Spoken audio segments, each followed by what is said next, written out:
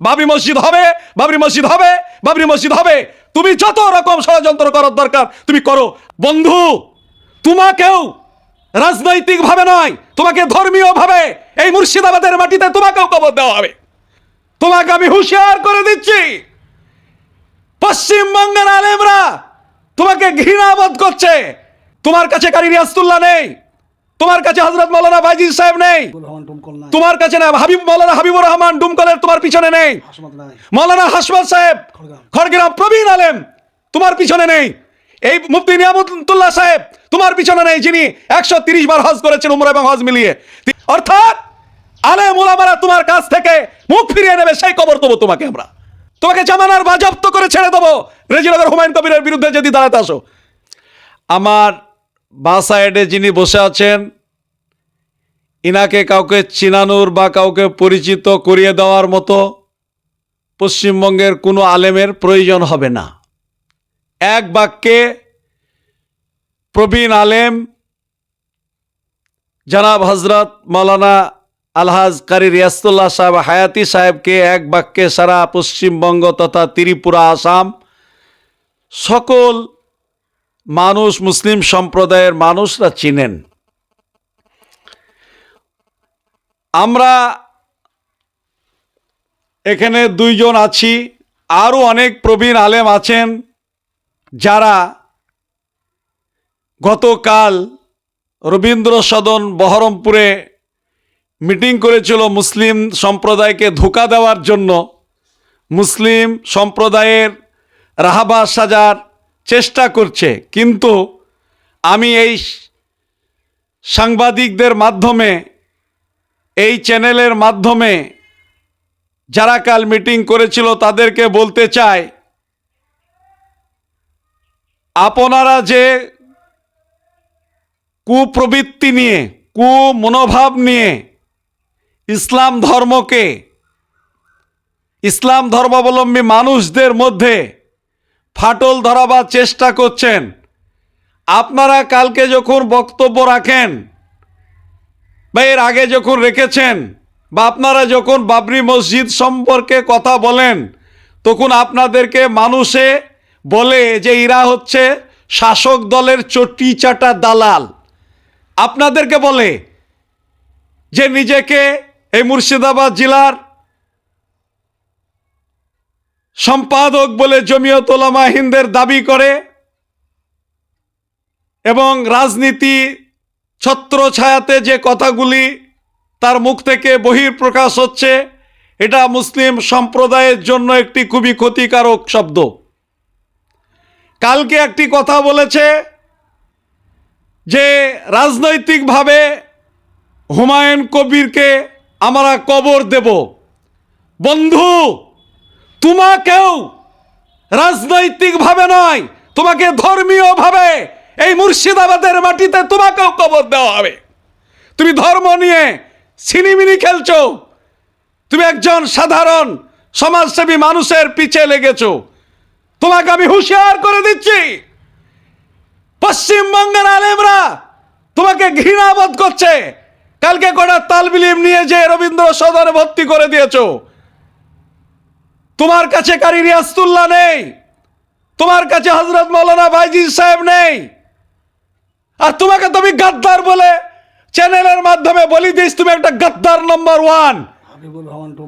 তোমার কাছে না মাওলানা হাবিবুর রহমান ডুমকলের তোমার পিছনে নেই, মাওলানা হাসমত সাহেব খড়গ্রাম প্রবীণ আলেম তোমার পিছনে নেই, এই মুফতি নিয়ামতুল্লাহ সাহেব তোমার পিছনে নেই, যিনি 130 বার হজ করেছেন, উমরা এবং হজ মিলিয়ে।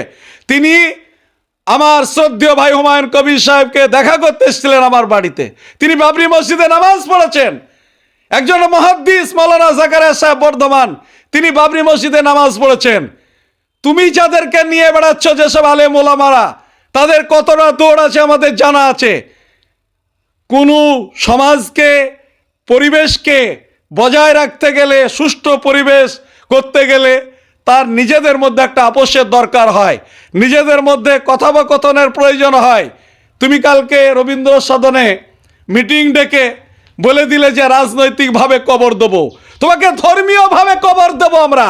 অর্থাৎ আমরা তোমার কাছ থেকে মুখ ফিরিয়ে নেবে সেই কবর দেবো তোমাকে আমরা। আর তুমি যদি সরকারের চটি চাটতে এত ভালো লাগে, তুমি রেজিনগরে আসো, তোমাকে রাজনৈতিকভাবে 6টা কবর দেবো, তোমাকে 6টা কবর, তোমাকে জামানার বাজেয়াপ্ত করে ছেড়ে দেবো। রেজিনগর হুমায়ুন কবিরের বিরুদ্ধে যদি দাঁড়াতে আসো, একটু হিসাব করে চলার চেষ্টা করো। আলেম সমাজকে বিভ্রান্তির মুখে ফিরিয়ে দিচ্ছ। তুমি তো চটি খেয়ে সিদ্দিকুল্লাহর কাছ থেকে বিতাড়িত হয়েছ। ফের আরশাদ মাদানির কাছে কথা পৌঁছে দেওয়া হবে যে তুমি সরকারে চাটছ। তুমি তো কোথাকার ছাই।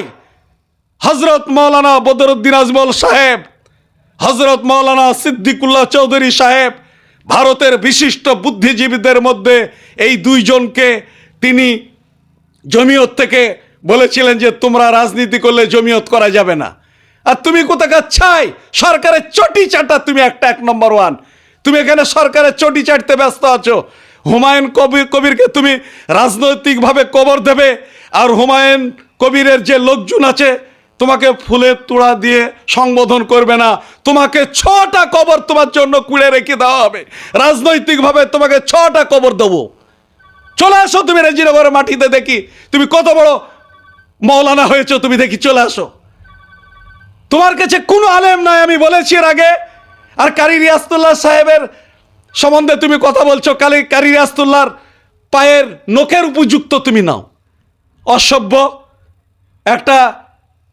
ভারতের সংবিধানকে যারা বুঝেন, যারা ভারতের সংবিধানকে পরিচালনা করেন, মহামান্য হাইকোর্টের প্রধান বিচারপতি বলেছেন বাবরিতে কোনো আপত্তি নেই। তুমি কোন হাদিস কোরআনে পালে যে বাবরিতে আমাদের আপত্তি আছে? বাবরি মসজিদ হবে, বাবরি মসজিদ হবে, বাবরি মসজিদ হবে। তুমি যত রকম ষড়যন্ত্র করার দরকার তুমি করো। আর তুমি আসবা ছেতিয়ানির মোড়ে। তুমি কত দূর বাহাদুর হয়েছে, তোমাকে ওই মোড়ে মোকাবেলা হবে।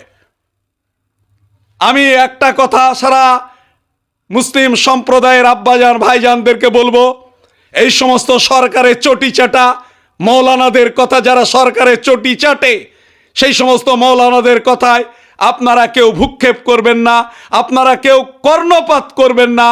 আপনারা বাবরি মসজিদের পাশে দাঁড়িয়ে থাকুন। বাবরি মসজিদের কাজ দ্রুত গতিতে চলছে এবং চলতে থাকবে। যার জমি 12 বিঘি জমির উপরে বাবরি মসজিদ হবে, এবং বাবরি মসজিদের জমিও কিনা হয়ে গেছে, রেজিস্ট্রি হয়ে গেছে 15 বিঘা, আর বায়না দেওয়া আছে 15 বিঘা মতো। সুতরাং আপনারা বাবরি মসজিদের কর্ণধারের পাশে যেভাবে আপনারা আছেন, যেভাবে সহানুভূতি করছেন, সহযোগিতা করছেন, আপনারা আরও সহানুভূতি এবং সহযোগিতার হাত বাড়িয়ে দিন। বাবরি মসজিদ ইনশাল্লাহ ইনশাল্লাহ ছেতিয়ানির মাঠে বাবরি মসজিদ হবে হবে হবে। কোনো শক্তি নাই যে ওকে বাধা দেওয়ার। আর তুমি বারবার একটা কথা বলছো বাবরি থেকে হটে আসতে হবে। তোমার বাপের গোলাম না হুমায়ুন কবির যে তোমার কথাতে বাবরি মসজিদ থেকে সরে আসবে। যদি মহামান্য কোর্ট বলে চলে আসবে। তুমি কে? কোন তুমি হরিদাস পাল? তাই তোমার কথাতে বাবরি থেকে ঘুরে আসবে? তুমি মোকাবেলা যেভাবে করার দরকার তুমি করো। তোমার বিরুদ্ধে আমরা উলামা সমাজ এক হচ্ছি। তুমি তো বহিষ্কৃত, ধাক্কা খাওয়া লোক। সিদ্দিকুল্লাহ তোমাকে হটিয়ে দিয়েছে, তোমাকে দূর করে দিয়েছে। এখনো তুমি তলায় তলায়